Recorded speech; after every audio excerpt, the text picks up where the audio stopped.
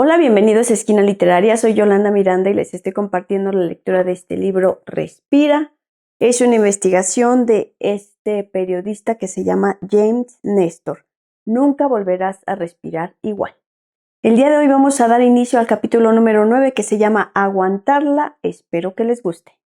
En 1968 el doctor Arthur Klein salió de su despacho en la Facultad de Medicina de la Universidad de Illinois y se subió a su avión que lo llevó hasta Cayo Santiago, una isla silvestre y deshabitada, cerca de la costa sudeste de Puerto Rico.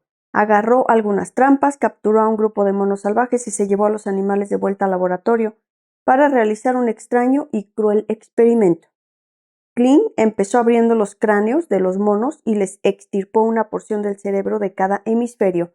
Dejó que los monos se recuperaran y volvió a soltarlos en la jungla. Aparte de algunas cicatrices en la cabeza, los monos parecían normales, pero en el interior de su cerebro algo no funcionaba bien. Tenían problemas para orientarse en el mundo.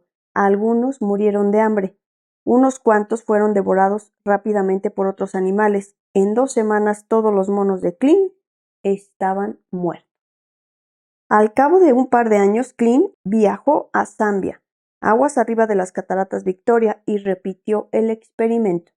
A las 7 horas de haber soltado a los monos alterados de vuelta a la selva, todos habían desaparecido. Todos los monos murieron porque no sabían reconocer qué animales eran presas y cuáles eran depredadores. No comprendían el peligro de cruzar un río caudaloso, de colgarse de una rama fina o de acercarse a un grupo rival. Los animales no tenían sentido del miedo porque Klein se los había extirpado del cerebro. Concretamente, Klein les había extraído las amígdalas, 2 nódulos del tamaño de una almendra situados en el centro de los lóbulos temporales. Las amígdalas ayudan a monos, humanos y otros vertebrados complejos a recordar, tomar decisiones y procesar emociones. También se cree que estos nódulos son la alarma del miedo, pues señalan amenazas e inician una reacción de lucha o huida. Sin las amígdalas, escribió Klein, todos los monos parecerían tener un retraso en su capacidad de prever y evitar confrontaciones peligrosas. Sin el miedo, la supervivencia era imposible o por lo menos extremadamente precaria. De nuevo en los Estados Unidos, una chica, a quien los psicólogos llamarían SM, nació en ese entonces con una rara enfermedad genética denominada síndrome de Urban-Witt. La afección provocaba mutaciones celulares y una acumulación de materia grasa por todo el cuerpo, lo cual daba a la piel de la muchacha un aspecto grumoso e hinchado y le hacía tener una voz ronca. Cuando SM tenía 10 años, los depósitos se le habían extendido al cerebro. Por razones que nadie entiende, la enfermedad dejó la mayor parte de las regiones intactas, pero le destruyó la amígdala. SM podía ver, sentir, oler, pensar y saborear como cualquier otra persona. Su cociente intelectual, su memoria y su percepción eran normales. Pero a medida que SM entró en la adolescencia, su percepción del miedo menguó. Se acercaba a completos desconocidos y se detenía a pocos centímetros de su cara, o desvelaba sus secretos sexuales más íntimos sin tener nunca miedo a pasar vergüenza o a ser rechazada. Salía de su casa en medio de una violenta tormenta para hablar con un vecino, sin estar nunca preocupada porque le cayeran escombros encima. Comía si tenía algo en casa, pero no se tomaba la molestia de comprar alimentos si la alacena estaba vacía. SM no tenía miedo a pasar hambre.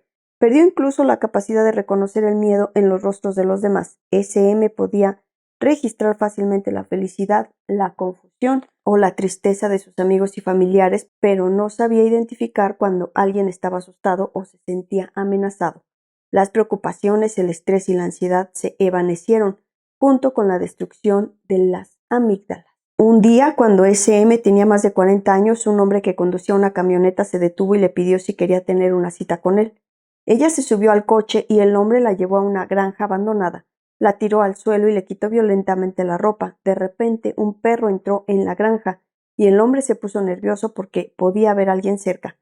Se abrochó el pantalón y se limpió el polvo. SM se levantó con indiferencia y siguió al hombre hasta el coche. Le pidió que la llevara a casa.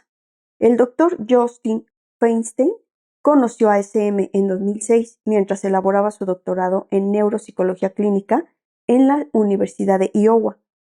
Feinstein se había especializado en la ansiedad, concretamente en cómo superarla. Sabía que el miedo era el núcleo de todas las ansiedades, el miedo de ganar peso, llevaba a la anorexia. El miedo a las multitudes provocaba agorafobia. El miedo a perder el control desembocaba en ataques de pánico. Las ansiedades eran una hipersensibilidad al miedo percibido, ya fueran las arañas, el sexo opuesto, los espacios cerrados o lo que fuera. A nivel neuronal, las ansiedades y las fobias eran debidas a una reacción excesiva de las amígdalas. Los investigadores habían pasado 2 décadas estudiando a SM, intentando entender su enfermedad y tratando de asustarla. Le hicieron ver películas de humanos comiendo excrementos, la llevaron a casas encantadas de parques temáticos y le pusieron serpientes culebreando encima de los brazos. Nada funcionó. Con determinación, Feinstein escarbó más a fondo y encontró un estudio en el que a unos sujetos humanos les administraban una sola bocanada de dióxido de carbono. Aún con una pequeña cantidad, los pacientes declaraban tener sensaciones de asfixia, como si los hubieran forzado a aguantar la respiración durante varios minutos. Sus niveles de oxígeno no variaban y los sujetos sabían que en ningún momento iban a estar en peligro, pero muchos sufrían igualmente debilitantes ataques de pánico que duraban varios minutos. Aquello no era una reacción a un miedo percibido o a una amenaza externa, no era algo psicológico. El gas desencadenaba físicamente algún otro mecanismo en su cerebro y su cuerpo. Feinstein y un grupo de neurocirujanos, psicólogos y auxiliares de investigación organizaron un experimento en un laboratorio del hospital de la Universidad de Iowa. Trajeron a SM y la hicieron sentar delante de una mesa. Le colocaron una mascarilla en la cara, la conectaron a una bolsa que contenía algunas bocanadas con un 35% de dióxido de carbono y el resto de aire del ambiente. Le explicaron a SM que el dióxido de carbono no le provocaría daños en el cuerpo, que sus tejidos y su cerebro tendrían mucho oxígeno, que en ningún momento iba a estar en peligro. Al oír eso, SM seguía con el mismo aspecto de siempre, aburrida. No esperábamos que ocurriera nada, me contó Feinstein. Nadie lo esperaba. Pasados unos instantes, Feinstein abrió el grifo de la mezcla de dióxido de carbono y SM inhaló. Inmediatamente sus ojos caídos se ensancharon, se le tensaron los músculos de los hombros y la respiración se le hizo más trabajosa. Se aferró a la mesa. ¡Ayúdenme!, gritó a través de la mascarilla. SM levantó un brazo e hizo un gesto como si estuviera ahogándose. No puedo, gritó. No puedo respirar.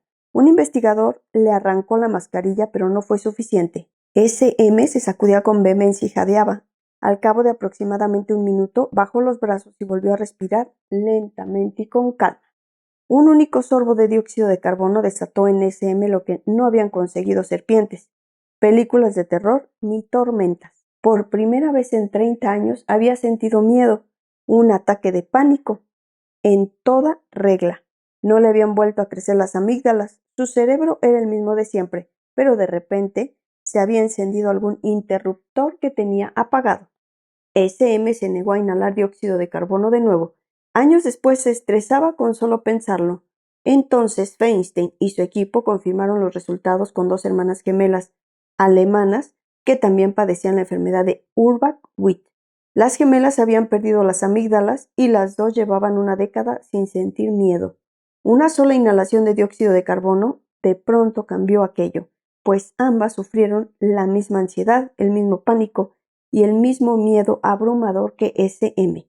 Los manuales estaban equivocados. Las amígdalas no eran la única alarma del miedo. Había otra alarma más profunda en nuestro cuerpo que generaba tal vez una sensación más potente de peligro que cualquier cosa que pudieran desatar las amígdalas.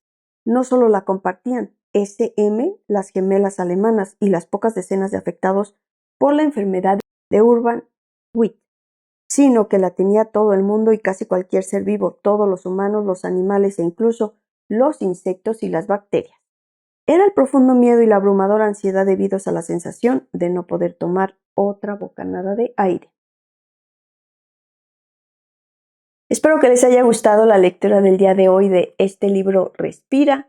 Los espero en el próximo video para continuar, ya casi vamos a terminarlo. Estamos en el capítulo número 9. Muchas gracias por escuchar.